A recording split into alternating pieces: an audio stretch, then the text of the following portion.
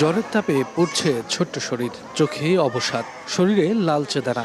কথা বলতে না পারা শিশুর কান্নায় যেন বলে দিচ্ছে কতটা যন্ত্রণাদায়ক হামরোগ। রাজধানীর মহাখালী ডিএনসিসি হাসপাতালে গেল ১৬ দিনে ভর্তি হয়েছেন ৭১৩ জন, মারা গেছে ৪ শিশু।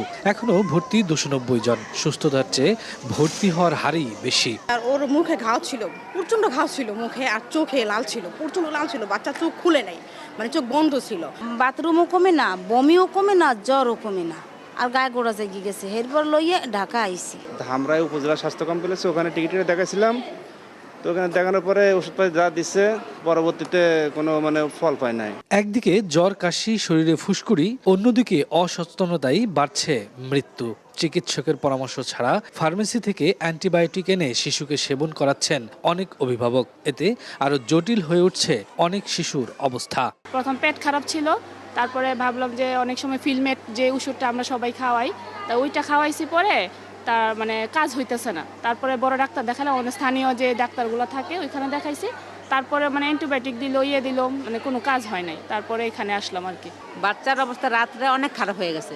বাচ্চা দম ছাড়তে পারে না, একদম দম আটকে আসে, চোখ মেলে না, চোখ বন্ধ হয়ে গেছে, কিছু খাওয়া দাওয়া করে না, খাওয়া দাওয়া বন্ধ হয়ে গেছে। চিকিৎসক বলছেন, হামকে সাধারণ জ্বর বা চর্মরোগ ভেবে অবহেলা করলে তা দ্রুতই বিপজ্জনক রূপ নিতে পারে। তাই লক্ষণ দেখা দিলে কোনো অবহেলা না করে যেতে হবে হাসপাতালে। অন্য বাচ্চাদের থেকে আপনারা আলাদা করে ফেলুন এবং তাদেরকে যথাসম্ভব একজন এমবিবিএস ডাক্তার কারোর সাথে যোগাযোগ করে তার চিকিৎসা যথাসম্ভব তাড়াতাড়ি শুরু করুন। কারণ যখনই আমরা চিকিৎসাটা তাড়াতাড়ি শুরু করব, তখনই আমরা তাকে কমপ্লিকেশন, যেটাকে জটিলতাগুলো, সেই জটিলতাগুলো আমরা আর্লি ডিটেক্ট করতে পারবো এবং আর্লি ট্রিটমেন্ট দিতে পারবো। দেশের বিভাগীয় ও জেলা হাসপাতালেও হামের উপসর্গ নিয়ে বেড়েছে রোগীর চাপ। রাজশাহী, রংপুর ও বরিশাল বিভাগের বেশ কিছু জেলা ও উপজেলায় ঝুঁকিপূর্ণ হিসেবে চিহ্নিত করা হয়েছে।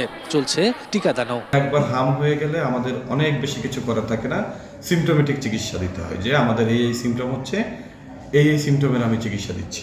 10 দিন আগে যারা একটা টিকা নিয়েছে তারা কমপক্ষে ওই টিকা থেকে 28 দিন পরে আসিয়া এই টিকাটা নিতে পারবে। এর আগে 28 দিনের ব্যবধান ছাড়া তারা টিকা নিতে পারবে না। সারা দেশে এখন পর্যন্ত হামে আক্রান্ত ও উপসর্গ নিয়ে মারা গেছে শতাধিক শিশু, যা দেশের ইতিহাসে সর্বোচ্চ। তাই চিকিৎসা সেবার পাশাপাশি প্রত্যেককেই স্বাস্থ্যবিধি মেনে চলার পরামর্শ চিকিৎসকদের।